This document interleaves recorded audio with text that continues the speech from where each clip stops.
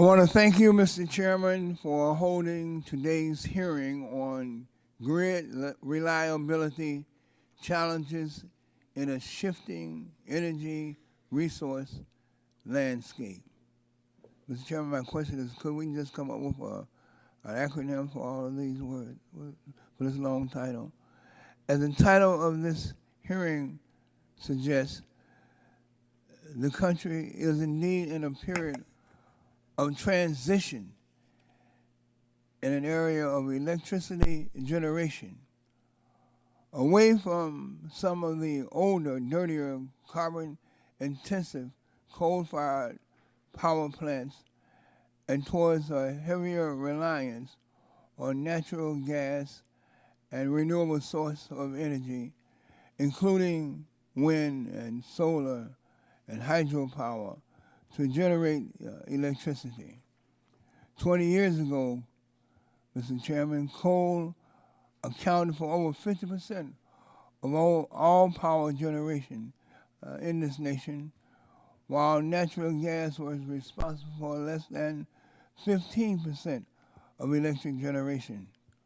Today, however, due to the combination of technological advances in producing renewable energy, state and federal incentives, environmental policies, and market-based realities, the U.S. power supply is much more diversified, with 37% of electricity generation coming from coal, 30% coming from natural gas, 19% from nuclear, and 12% from renewable sources, including hydropower.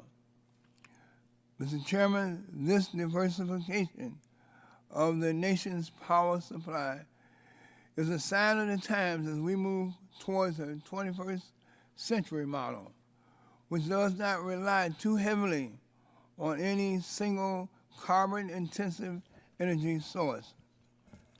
Instead, by moving forward and diversifying our electric power supply to include more natural gas and cleaner renewable forms of energy, the U.S. is leading all advanced nations in decreasing our carbon emissions while also providing the energy necessary to provide for the needs of the American consumers and America's businesses.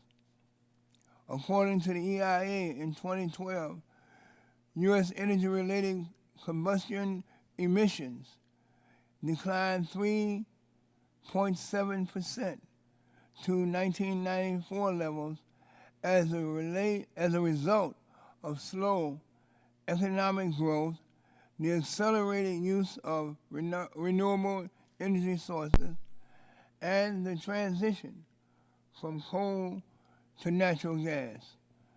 So, Mr. Chairman, while this reduction in carbon emissions is commendable, there's still a whole lot more that we have to do, more work that is to be done.